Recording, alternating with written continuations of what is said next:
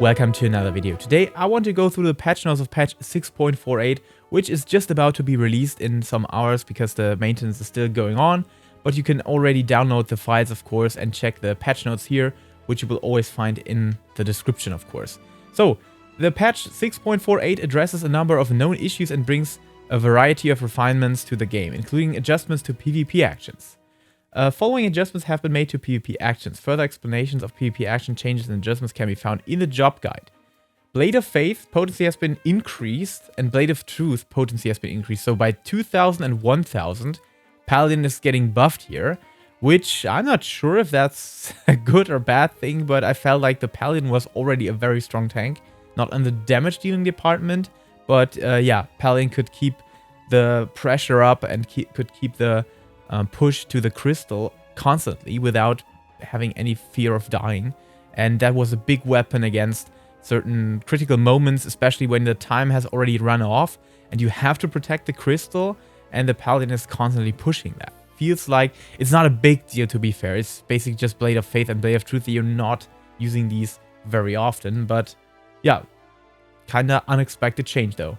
Gunbreaker, Draw Injunction, actually can now be used to target self and party members. Okay, I guess that's quality of life or actually usability, because you could not use that properly or you could not prepare Draw Injunction properly. Yeah, good to see, good to see. I think usability is something that they should work on as soon as possible, because that leads to frustration of players. And especially, I feel like the Gunbreaker is one of that targets that need to be addressed a bit more and need to be refined a bit more, because the system does make sense, but it's not worked out like the others are, in my opinion.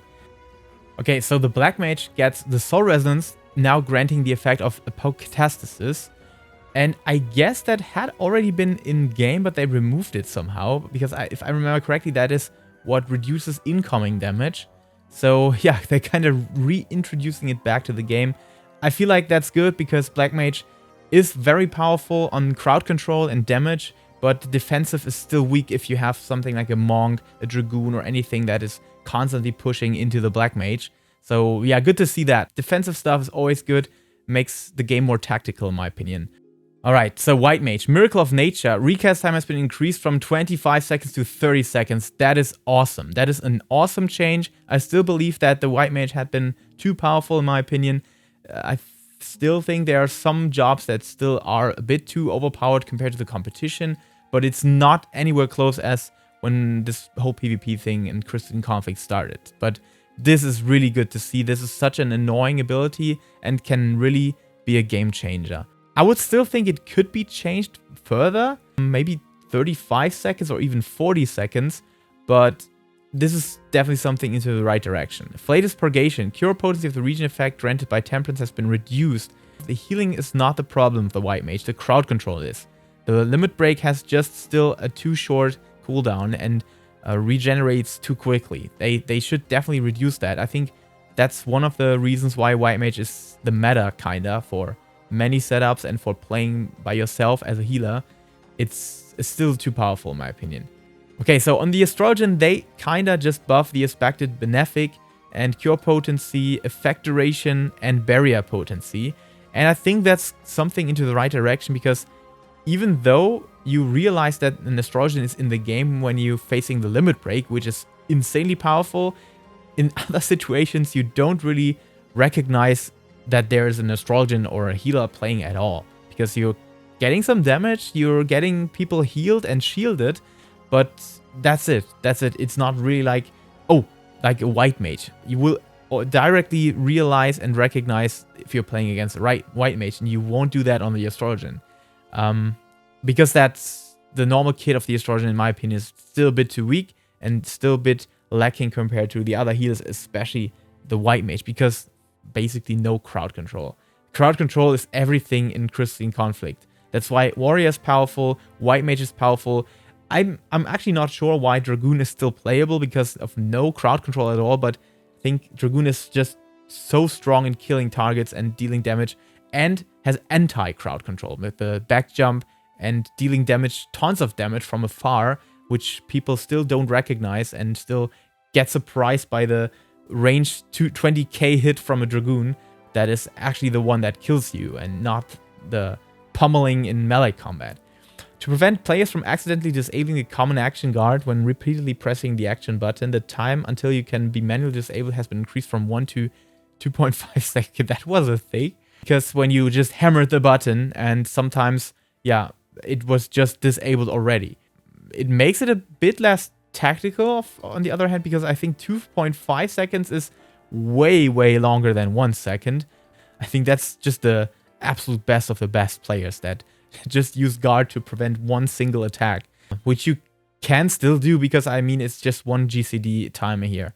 Alright, so Crystalline Conflict Season 7 will end and Season 8 will begin. We have been expecting that, and now we will have access to the augmented Hellhound weapons. Some of them are already in the game because people have reached higher ranks. I personally don't have reached anything beyond the diamond rank. I'm a bit sad about that because now I have to wait for the next season.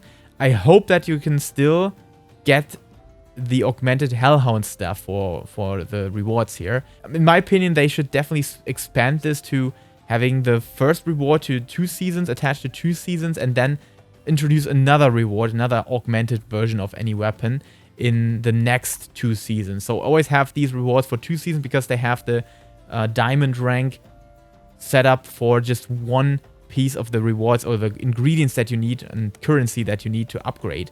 So a diamond player would not be able to access these weapons at all then. Yeah, in my opinion, they should definitely expand these rewards for 2 seasons, but we'll see about that. Tier rewards for Season 7 must be claimed before the end of Season 8. So definitely make sure to visit the vendor here. I think that's the vendor now inside the ship in Volstein Pier. Definitely make sure to have a very little chat with her.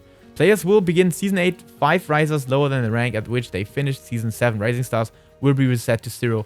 To be completely fair with you, I would love to see this whole thing reset entirely. Like, everyone has the same chance to start into the next season, because otherwise you always run into the problem of those people that already fought to a high level will be there directly and don't have to play the hard games again and don't have to push their ways up there. And it's way easier because of the low skill level of this game if you compare it to other games.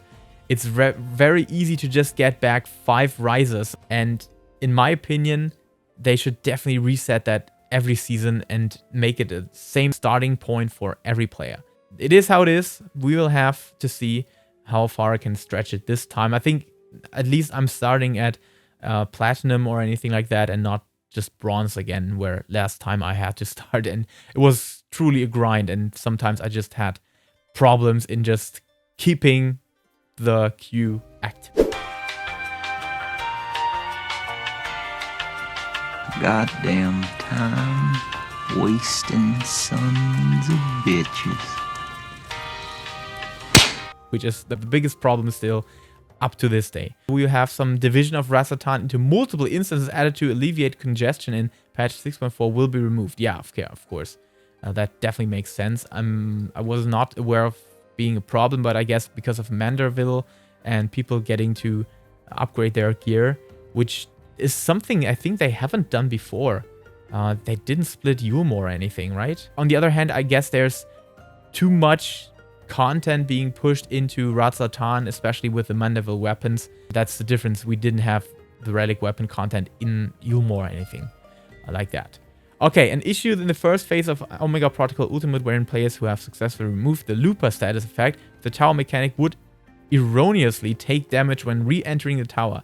Okay, that's good to see addressed. Maybe that will help many people with their proc, and I wish you all the best in doing that. Okay, that's it for now. Thank you so much for watching. Have a wonderful day. Until next time, stay safe, stay healthy, and like always, keep loving Final Fantasy.